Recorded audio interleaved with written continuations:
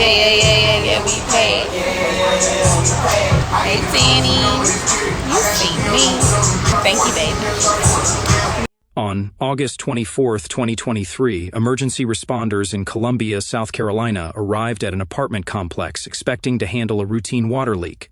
Instead, they encountered a horrific crime scene that would shake the community to its core.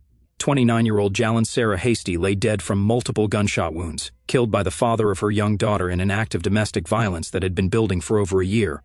This is the story of a vibrant woman whose life was cut short by someone who claimed to love her, and the warning signs that went unheeded despite her attempts to protect herself and seek help. Columbia, South Carolina served as the backdrop for Jaylan's aspirations. As the state capital, it offered opportunities for young professionals while maintaining a close-knit community feel. The city buzzed with activity from the University of South Carolina campus and housed numerous apartment complexes where ambitious individuals worked to establish their careers. Jaylan embodied this spirit of determination and growth. She had built her life methodically, pursuing education and professional advancement while raising her daughter as a single mother. Jaylan's career at Cardinal Apartments showcased her natural talents in property management.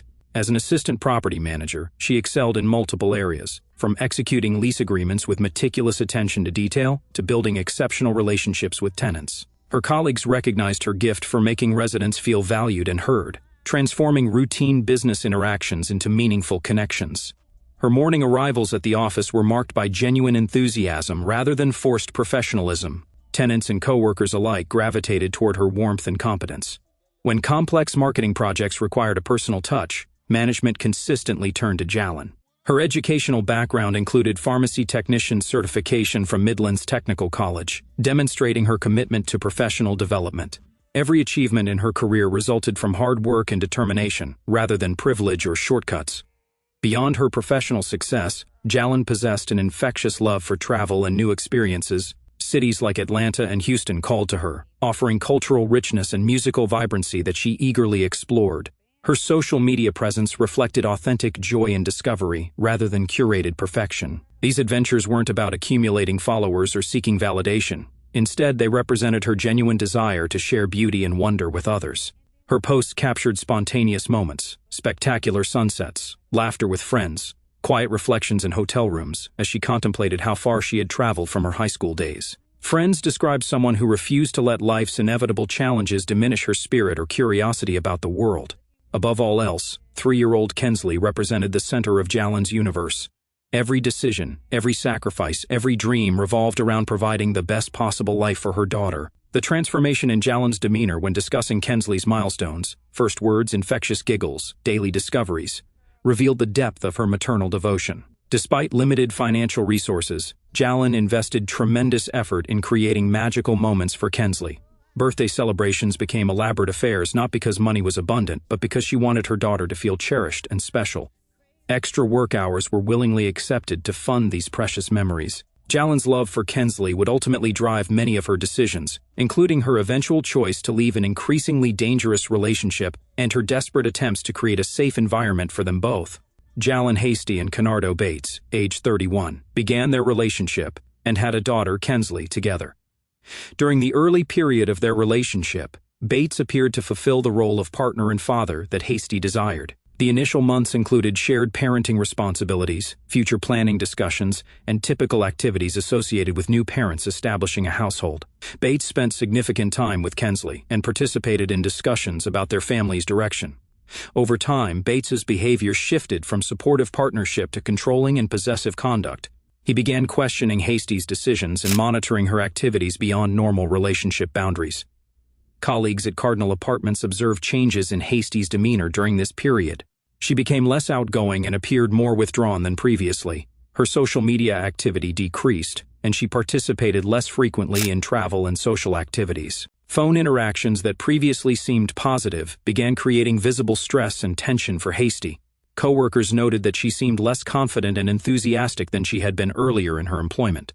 Hasty maintained detailed records of threatening behavior, verbal abuse, and manipulation tactics. This documentation would later provide law enforcement with evidence of the escalating pattern of abuse that preceded her murder. In 2022, Hasty ended her romantic relationship with Bates. Friends reported immediate positive changes in her demeanor following this decision. She appeared more relaxed and began discussing future plans with renewed optimism. The decision to end the relationship was difficult given their shared parenting responsibilities and the time they had invested in their partnership.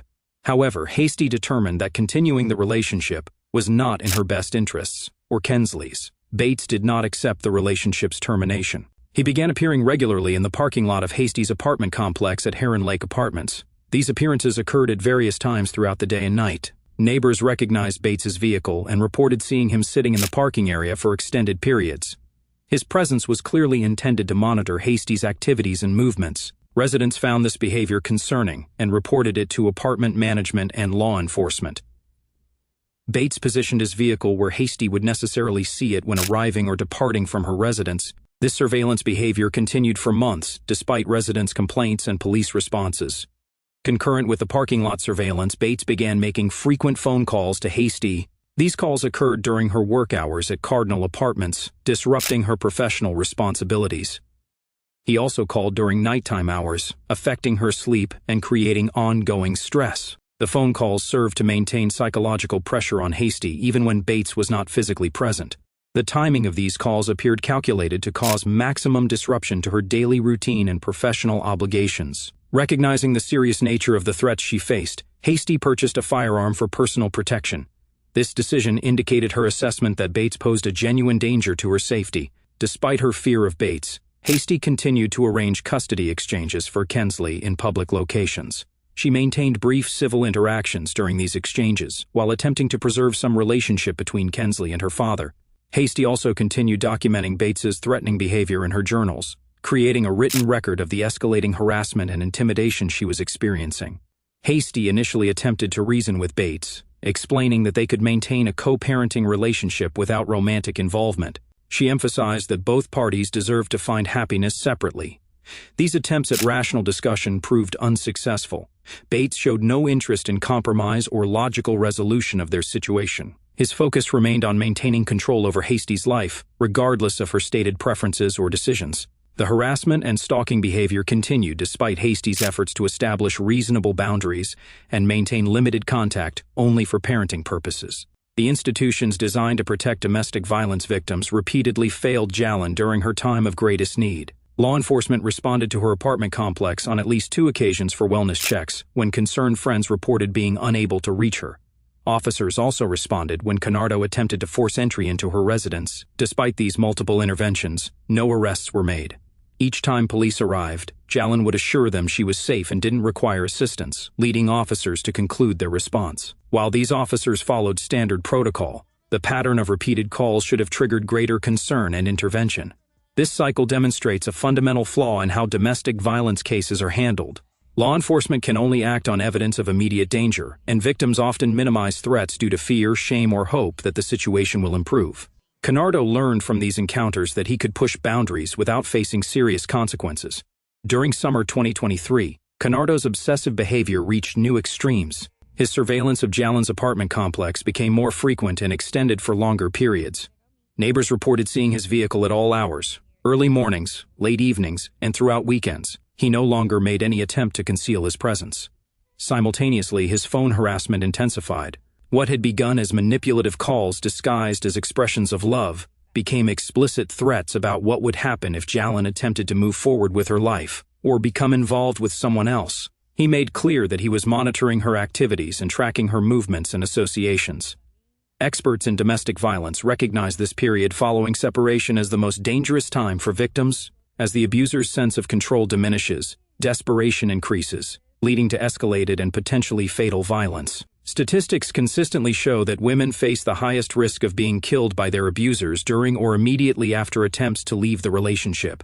Everyone who observed Kenardo during this period could see his increasing instability and unpredictability. The question was not whether something terrible would occur, but when. The morning of August 24, 2023, began routinely for Jaylan. Summer heat was already building as she prepared for another day at Cardinal Apartments. Her schedule included tenant meetings, lease renewal processing, and the various administrative tasks that filled her workdays. Nothing about her morning routine suggested this Thursday would be different from any other. She likely followed her usual pattern of coffee and checking for overnight resident emergencies. There were no dramatic confrontations or final arguments to mark the day as significant. Jaylan probably kissed Kensley goodbye without knowing it would be their last embrace. She may have been thinking about weekend plans, perhaps a park visit or another adventure to share on social media. Meanwhile, Kenardo had made his own plans. Through means that remain unclear, whether using an unreturned key or forcing entry, he gained access to Jaylan's apartment at the Heron Lake complex on North Brickyard Road. He was waiting inside when she returned from work. The specific details of their final interaction died with Jaylan. We will never know whether Kenardo made one last attempt at reconciliation, issued final threats, or had already committed to violence before she arrived. The walls of that apartment hold conversations that no one will ever hear. What we know with certainty is that Jaylan Sarah Hasty was shot multiple times in her own living room. The space where she should have felt most secure, where she likely watched movies with Kensley, relaxed after long workdays and found peace, became the scene of her murder. After killing Jaylan, Kenardo turned the weapon on himself. However, unlike Jaylan, his self-inflicted wound was not fatal. Whether this was intentional or accidental remains unknown, but he survived to face the legal consequences of his actions. The tragic irony of this case lies in how the bodies were discovered. The Columbia-Richland Fire Department was not responding to reports of violence or calls for help. They had been dispatched to address a water leak alarm, a routine maintenance issue that had triggered an automatic alert system. These first responders arrived expecting to handle a simple plumbing problem. Instead, they encountered a horrific crime scene that would haunt them permanently. They came equipped with repair tools and equipment, completely unprepared for the trauma they would witness. The firefighters found Jaylan on her couch, her life stolen. Kenardo lay nearby, wounded but alive. A handgun was recovered from the scene, the weapon that had ended one life and nearly claimed another. The apartment that should have been Jaylan's sanctuary had been transformed into a crime scene. Jaylan was pronounced dead at the scene. There was no emergency transport, no last-minute medical intervention, no final opportunity for goodbye. She was gone before help could arrive. Kenardo was rushed to the hospital, where he would spend days recovering from his self-inflicted wound, while Jaylan's family began planning her funeral. When Columbia firefighters reported their grim discovery at Heron Lake Apartments, the Richland County Sheriff's Department quickly transformed a maintenance call into a homicide investigation. Sheriff Leon Lott and his team found themselves facing a case where the evidence told a clear and devastating story from the outset. The investigation required little detective work to establish motive and sequence of events. This was domestic violence, escalated to its most tragic conclusion. Physical evidence at the scene left no doubt about what had occurred. The handgun found near Kenardo's wounded body underwent ballistics testing that confirmed what investigators already knew. This was the weapon used to kill Jaylan and wound her attacker. The trajectory analysis and wound patterns supported the conclusion that Kenardo had shot Jaylan multiple times before turning the gun on himself. One detail particularly troubled investigators: the complete absence of forced entry signs anywhere in the apartment. This meant Kenardo had gained access to Jaylan's home through normal means, whether possessing keys, knowing entry codes, or being admitted by Jaylan herself. The place where she should have felt most secure had been compromised. Residents of the apartment complex provided crucial testimony about months of stalking behavior they had witnessed. Multiple neighbors came forward with consistent accounts of seeing Kenardo's vehicle in the parking lot at various hours, often for extended periods. These weren't random occurrences, but documented patterns of surveillance and intimidation. Mrs. Henderson from apartment 2B had observed his car on countless evenings. Mr. Rodriguez from the ground floor had watched him sit motionless for hours, clearly waiting and watching. Their statements painted a picture of predatory behavior that everyone could see but no one had been able to stop effectively. The most powerful evidence came from Jaylan herself, discovered only after her death. When her mother Monica began sorting through her daughter's belongings, she made a heartbreaking discovery: detailed journals documenting 5 years of abuse beginning in 2018. These weren't casual complaints about relationship problems. They were methodical records of psychological manipulation, threats, isolation tactics, and escalating control. Jaylan had essentially been documenting her own murder case for half a decade, creating an undeniable record that this violence was neither sudden nor unpredictable. The journals revealed incidents where Kenardo isolated her from friends, monitored her social media accounts, and exploded into jealous rages. This documentation proved that Jaylan had been living in terror while successfully hiding her suffering from those who loved her most. For Monica Hatton Tatum, this discovery brought both validation and unbearable guilt. Her daughter had been methodically documenting abuse while maintaining a facade of normalcy to protect her family from worry. The timing of Kenardo's legal processing added insult to the family's injury. On September 2, 2023, the exact day Columbia gathered at Journey Methodist Church to mourn Jaylan's death, Kenardo was finally healthy enough to leave his hospital bed. However, instead of attending her funeral or facing her family, he was transported directly to the Glen Detention Center in handcuffs. His 9-day hospital recovery had coincided with his daughter asking where her mother had gone, and the community organizing memorial services for a life stolen too soon. The charges filed against Bates reflected the severity of his crimes. First-degree murder represented the most serious charge available under South Carolina law, indicating prosecutors viewed this as premeditated rather than impulsive violence. Additional kidnapping charges suggested that Jaylan's final moments involved unlawful restraint, making her death even more terrifying than initially understood. A weapons charge during violent crime might appear redundant, but carries additional penalties under state law, ensuring substantial prison time, even if other charges were somehow reduced. However, the American justice system's flaws became apparent in the case's aftermath. As of July 2025, nearly 2 years after Jaylan's murder, Kenardo Bates still awaits trial. He receives 3 daily meals and medical care in his detention cell, while Jaylan's family continues living their nightmare without resolution. South Carolina's overloaded court system, combined with defense attorney motions and procedural delays, has allowed this clear-cut case to drag on indefinitely while the perpetrator lives comfortably at taxpayer expense. Jaylan's funeral at Journey Methodist Church drew an overflow crowd representing every aspect of her life. Cardinal Apartments colleagues, Heron Lake neighbors, and strangers who had learned her story through media coverage all came to honor her memory. The outpouring demonstrated how many lives she had touched through her warmth and professionalism. At the funeral, Monica Hatton Tatum made a life-changing decision. Rather than allowing grief to consume her, she would channel her loss into preventing similar tragedies. Standing among flowers and photographs capturing her daughter's radiant smile, Monica committed to fighting for women she would never meet. The family partnered with Hi Brave Girl, an organization Jaylan had supported before her death, which provides comprehensive resources for domestic violence victims. Their services include safe housing, legal assistance, emotional support, and most importantly, helping women understand they are not alone. Monica approached this advocacy work with the fierce determination of a mother who couldn't save her own child but refused to watch others suffer similar fates. Through balloon releases, butterfly ceremonies, and awareness campaigns, Columbia refused to let Jaylan's memory fade into mere statistics. Jaylan's case highlighted South Carolina's position among the worst states for domestic violence fatalities. Her death represented part of a larger pattern claiming too many lives annually rather than an isolated incident. Sheriff Leon Lott used this tragedy to advocate for improved education and enforcement protocols. His statement that this is not love, when you kill somebody or try to dominate their whole life, that's not love, became a rallying cry for reform efforts. His department implemented new training procedures for domestic violence calls, recognizing that wellness checks often represent missed intervention opportunities. The case exposed how current protocols fail to protect women attempting to leave dangerous relationships. Officers arrived, found no immediate violence, and departed, but this approach ignores the psychological warfare aspect of domestic abuse that leaves no physical evidence until it becomes fatal. Kenardo's behavior patterns exemplified classic escalating domestic violence warning signs.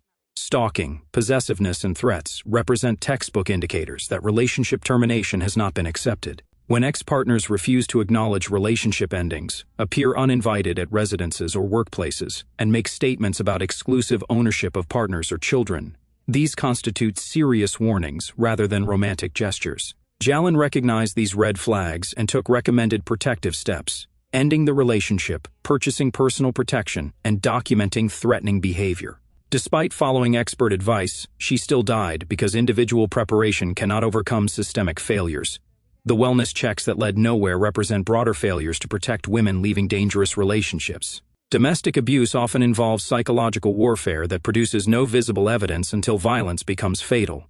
5-year-old Kensley continues growing up with knowledge that her mother was a hero who attempted to escape violence. Family members describe her as resembling Jaylan in both appearance and spirit, possessing her mother's infectious laugh and her grandmother's determined personality. Perhaps this represents how love ultimately defeats evil, through generational strength and resilience. Jaylan Sarah Hasty's legacy extends far beyond victimhood. She was a devoted daughter, loving mother, dedicated professional, and ambitious dreamer who brought joy to countless people. Her colleagues remember her laughter, filling Cardinal Apartments offices. Her social media posts inspired friends to explore and travel. Her fierce love for Kensley motivated her every decision. Her family's ongoing fight for justice, awareness, and change ensures that other women might access resources Jaylan never received. Monica Hatton Tatum transformed personal loss into public mission. Timothy Hasty found his voice as an advocate. Little Kensley inherited a legacy of strength from a woman who refused silence even in death. The fight continues for comprehensive domestic violence prevention, improved law enforcement response, and cultural changes that stop asking why. Women don't leave and start questioning why men believe they own and control the women they claim to love. Jaylan Sarah Hasty's name and story serve as reminders that authentic love never resembles imprisonment, and that her death must catalyze changes preventing future tragedies.